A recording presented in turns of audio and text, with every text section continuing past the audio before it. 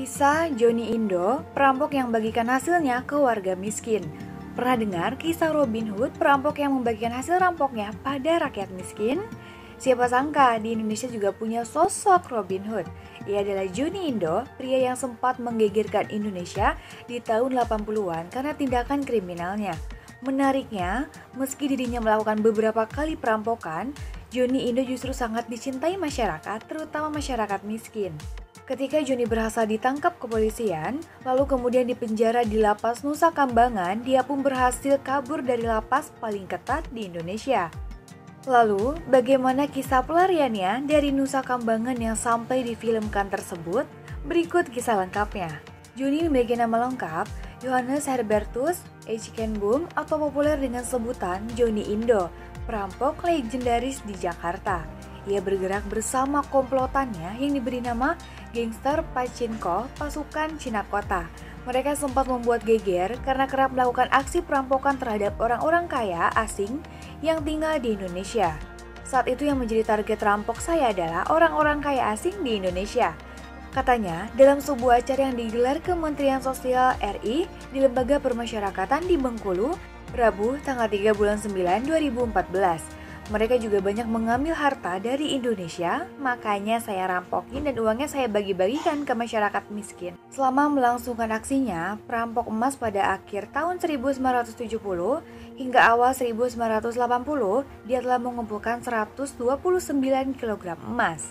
Namun, jumlah yang sangat banyak tersebut justru dibagikan kepada masyarakat miskin.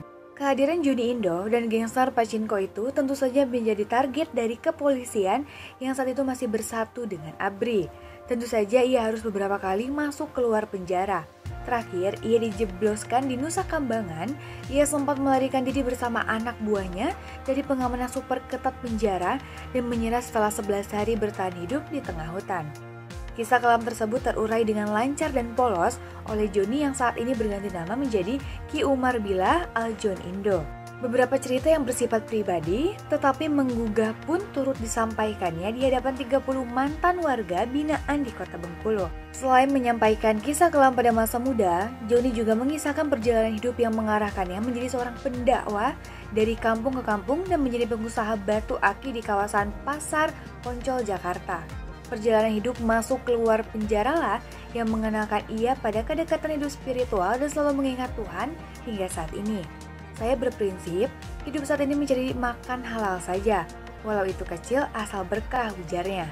Johnny juga menceritakan dari usaha kecilnya, dia bisa menjadikan anaknya seorang dokter dan ahli IT yang berkarir di Hong Kong. Meski sudah tobat, komitmennya membantu masyarakat kecil masih melekat hingga kini. Johnny Indo kini telah wafat, ia tutup usia pada Minggu 26 Januari 2020 lalu. Penjahat tobat yang menjadi aktor itu meninggal di usia 72 tahun di kediamannya di Tangerang. Kisah Johnny Indo ini sendiri direspon warganet usai diposting @infoduniaku_. Banyak dari mereka menilai Johnny Indo layak disematkan sebagai Robin Hood-nya Indonesia karena karakternya yang dermawan usai merampok. Kalian pernah dengar cerita Robin Hood Indonesia? Atau punya sosok Robin Hood selain Johnny Indo? Komen di bawah ya.